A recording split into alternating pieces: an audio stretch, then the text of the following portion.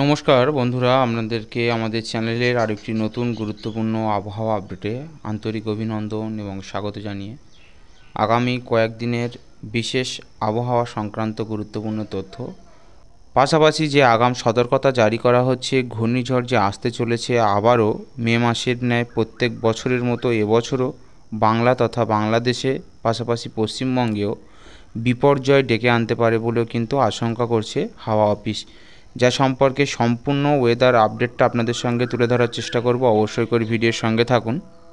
কোন কোন জেলায় বৃষ্টিপাতের পরিমাণ ঠিক বাড়তে চলেছে সেই সম্পর্কেও বিশেষ তথ্য আপনাদেরকে জানাবো। পাশাপাশি আপনারা এই ভিডিও থেকে জানতে পারবেন যে আগের বছরের মতো এল নিনোর প্রভাবে এবছরও বর্ষা ঠিক তার যে নির্দিষ্ট সময় তার কিছুটা আগে কিন্তু প্রবেশ করতে চলেছে। অলরেডি আপনারা অনেকেই জানেন যে আন্দামান নিকোবর দ্বীপপুঞ্জে কিন্তু বর্ষা অর্থাৎ মৌসুম বায়ু প্রবেশ করে গেছে। তো পশ্চিমবঙ্গ বা দক্ষিণবঙ্গে ঠিক কবে নাগাদ এই বর্ষা ঢুকতে পারে সে সম্পর্কেও আপনারা বিশেষ তথ্য এই ভিডিও থেকে জানতে পারবেন। তো বিস্তারিত আপডেট শুরু করা যাক। তবে তার পূর্বে আপনাদের কাছে একটা ছোট্ট রিকোয়েস্ট, চ্যানেল নতুন হয়ে থাকলে চ্যানেল থেকে নিত্য নতুন সরকারি গুরুত্বপূর্ণ আপডেট পাশাপাশি অথেন্টিক সরকারি স্কিম সম্পর্কে তথ্য জানতে হলে চ্যানেলটিকে সাবস্ক্রাইব করে আমাদের সঙ্গে জুড়ে থাকতে পারেন। আপনারা সব রকমভাবেই চ্যানেল থেকে হেল্প পাবেন। আর যারা অলরেডি আমাদের সঙ্গে জুড়ে রয়েছেন, আমাদেরকে সাবস্ক্রাইব করে রেখেছেন, তাদেরকে অসংখ্য ধন্যবাদ আমাদের সঙ্গে জুড়ে থাকার জন্য। তো চলুন আগামী কয়েকদিনের আবহাওয়া সংক্রান্ত গুরুত্বপূর্ণ যে আপডেট পাশাপাশি দুর্যোগ সংক্রান্ত যে গুরুত্বপূর্ণ সতর্কতা হাওয়া অফিসের তরফ থেকে জারি করা হচ্ছে তা বিস্তারিতভাবে জেনে নেওয়া যাক। যেমনটা আজকের ভিডিও শুরুতেই আপনাদেরকে জানালাম যে বাংলাদেশ সহ দক্ষিণবঙ্গ পাশাপাশি পশ্চিমবঙ্গের উত্তর থেকে দক্ষিণের জেলায় ঠিক এই মাসে অর্থাৎ মে মাসের অন্তিম লগ্নে একটা ঘূর্ণিঝড়ের সম্ভাবনা জারি করা হচ্ছে। একটা গভীর নিম্নচাপ অলরেডি বঙ্গোপসাগরের উপর তৈরি হয়েছে, যা সম্পর্কে বিস্তারিত একটি ফোরকাস্ট আমাদের সামনে আসছে। হাওয়া অফিস সেখানে সরাসরি জানিয়েছে যে 26 থেকে 30শে মে এই সময়ের মধ্যে কিন্তু পশ্চিমবঙ্গের দক্ষিণের জেলাগুলি, বিশেষ করে নদী সংলগ্ন যে সমস্ত এরিয়া রয়েছে, পাশাপাশি বাংলাদেশের নদী সংলগ্ন যে সমস্ত জেলা রয়েছে সেই সমস্ত জেলার ক্ষেত্রে গভীর নিম্নচাপের ফলে ভারী থেকে অতি ভারী বৃষ্টি পাশাপাশি একটা ঘূর্ণিঝড়ের সতর্কতা জারি করা হচ্ছে।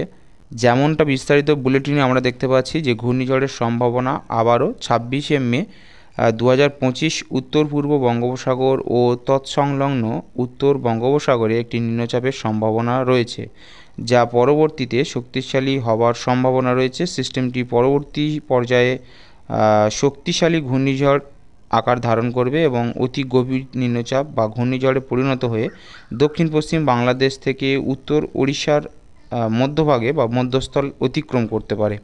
ঝড়ের গতি হতে পারে, যেটা অনুমান করা হচ্ছে ঘন্টায় 100 থেকে 120 কিলোমিটার।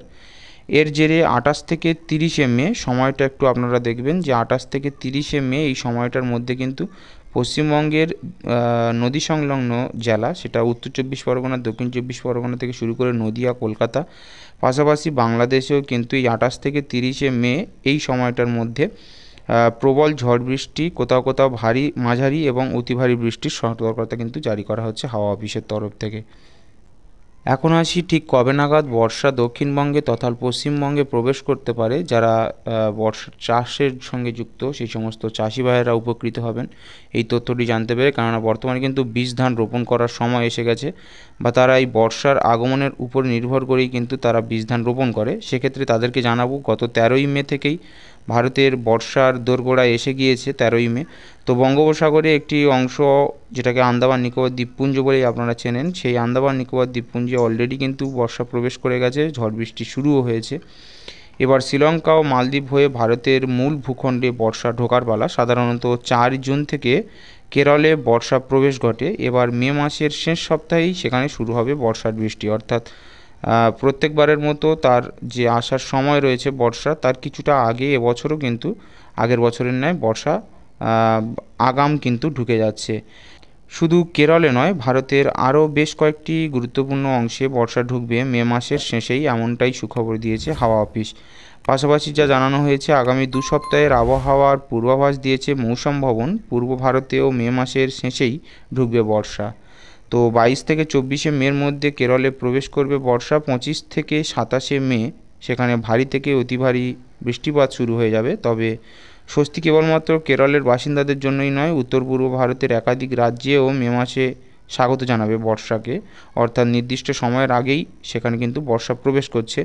তাই নির্ধারিত সময়ের অনেকটা আগেই বলা যায় যে 28শে মে উত্তর পূর্ব ভারতের 7 রাজ্যের মধ্যে কয়েকটিতে বর্ষা ঢুকে যাবে। সাধারণত 5 জুন বা এই সময়ের আশেপাশে কিন্তু উত্তর পূর্ব ভারতে বর্ষার প্রবেশ হয়। যেমনটা আমরা 2024-এ দেখেছি, সেখানে বর্ষা ঢুকেছিল 30শে মে। এবছরও এল নিনোর প্রভাবে বলুন বা গ্লোবাল ওয়ার্মিংয়ের কারণে দেশবাসীর জন্য একটা আরও সুখবর যে আগাম বর্ষা কিন্তু এবছরও আসতে চলেছে। তাই এটা বলা যায় যে শুধু মে মাসের শেষ পর্যন্ত কেরলে নয়, কেরলের পাশাপাশি আরও যে 7 রাজ্যের কথা বলা হয়েছে, পাশাপাশি কলকাতা সহ দক্ষিণবঙ্গেও কিন্তু বর্ষা আগাম কিন্তু প্রবেশ করতে চলেছে। তো এটা ছিল বর্ষা সম্পর্কে গুরুত্বপূর্ণ আপডেট। এখন আপনাদের লাইভ দেখিয়ে দেব যে সরাসরি সম্প্রচারের মাধ্যমে আবহাওয়াবিদ কী জানিয়েছেন। তো সেখান থেকে আপনারা আরও পরিষ্কার হতে পারবেন যে আগামী কয়েকদিনের বৃষ্টিপাতের খবর, পাশাপাশি যে ঘূর্ণিঝড় আসতে চলেছে সে সম্পর্কে কী গুরুত্বপূর্ণ তথ্য আধিকারিকরা জানাচ্ছেন। তো আশা করি আপনারা প্রত্যেকেই সেটা শুনে উপকৃত হতে পারবেন। আর এদিকে বাংলায় দুর্যোগের আশঙ্কা। 27শে মে বঙ্গোপসাগরে নিম্নচাপ তৈরির সম্ভাবনা। আগামী সপ্তাহে উপকূলবর্তী জেলায় ভারী বৃষ্টি, নিম্নচাপের জেরে ভারী বৃষ্টির পূর্বাভাস। আরব সাগরেও ইতিমধ্যে তৈরি নিম্নচাপ। 27শে মে বঙ্গোপসাগরে নিম্নচাপ তৈরির সম্ভাবনা। কথা বলবো বিশ্বজিৎ, প্রতিনিধি রয়েছেন আমাদের সঙ্গে। বিশ্বজিৎ, আবহাওয়া দপ্তর সূত্রে কি খবর? দেখো, ভারতের মৌসুম ভবন যে দুটি ফোরকাস্ট দিয়েছে তাতে আরব সাগর এবং বঙ্গোপসাগর দুই সাগরেই নিম্নচাপ তৈরি হচ্ছে এবং আরব সাগরের যে নিম্নচাপ সেটি ইতিমধ্যেই তৈরি হয়ে গেছে এবং আগামী 36 ঘন্টার মধ্যে এই নিম্নচাপ শক্তিশালী হবে এবং ডিপ ডিপ্রেশন থেকে সেটি আরো ইন্টেন্সিফাই করা, অর্থাৎ এই যে নিম্নচাপ সেই নিম্নচাপ থেকে ঘূর্ণিঝড়ের একটা সম্ভাবনার ইঙ্গিত দিচ্ছে আবহাওয়া দপ্তর। যদিও এখনো ঘূর্ণিঝড়ের কোনো পূর্বাভাস দেয়নি আবহাওয়া দপ্তর, তবে বঙ্গোপসাগরের ক্ষেত্রেও 27শে মে অর্থাৎ মঙ্গলবার একটি নিম্নচাপ তৈরি হচ্ছে মধ্য বঙ্গোপসাগর এবং কিছুটা উত্তর বঙ্গোপসাগরের উপর, এবং এটিও উত্তর বঙ্গোপসাগরের দিকে এগোবে। তবে এটিও ইন্টেন্সিফাই করবে, অর্থাৎ ডিপ ডিপ্রেশনে পরিণত হওয়ার সম্ভাবনা রয়েছে। তবে এখনো কোনো নিম্নচাপই যে ঘূর্ণিঝড়ে পরিণত হবে সেই ঘোষণা না করলেও বিশ্বের অন্যান্য মডেল কিন্তু জানাচ্ছে যে এই দুটি সিস্টেম থেকেই ঘূর্ণিঝড় হবার সম্ভাবনা রয়েছে এবং সেক্ষেত্রে মে মাসের শেষেই এই দুই যে সিস্টেম সেটি স্থলভাগের দিকে আসতে পারে এমন সম্ভাবনা তৈরি হচ্ছে। দেখি মে মাসটা ঘূর্ণিঝড় প্রবণ। গত বছর আমরা রেমাল দেখেছিলাম, তার আগে আমরা আমফান দেখেছিলাম। এবারও নিম্নচাপের জেরে ভারী বৃষ্টির পূর্বাভাস রয়েছে, বঙ্গোপসাগরে ঘনীভূত হচ্ছে নিম্নচাপ। ওয়েস্ট বেঙ্গলের সব জেলাতেই আগামী এই সপ্তাহে মানে আগামী 7 দিনে সব জেলাতেই বৃষ্টির সম্ভাবনা আছে। দক্ষিণবঙ্গ উত্তরবঙ্গ মিলিয়ে অনেক জেলাতে আজকে কমলা সতর্কবার্তা দেওয়া হয়েছে। বজ্রবিদ্যুৎ সহ বৃষ্টি, তার সাথে ঝোড়ো হাওয়া, কোথাও 50 থেকে 60 কিলোমিটার গতিবেগে, কোথাও 40 থেকে 50 কিলোমিটার প্রতি ঘন্টায় গতিবেগে। আগামী 27 তারিখে উত্তর বঙ্গোপসাগরে একটি লো প্রেশার এরিয়া ফর্ম হওয়ার সম্ভাবনা আছে। তার পরবর্তী দুদিনে ওই লো প্রেশারটি একটি সুস্পষ্ট লো প্রেশার নিম্নচাপ অঞ্চল হওয়ারও সম্ভাবনা রয়েছে। এইটার প্রভাবে 28 তারিখে দক্ষিণবঙ্গের 4টি জেলাতে বিক্ষিপ্তভাবে ভারী বর্ষণের সম্ভাবনা আছে।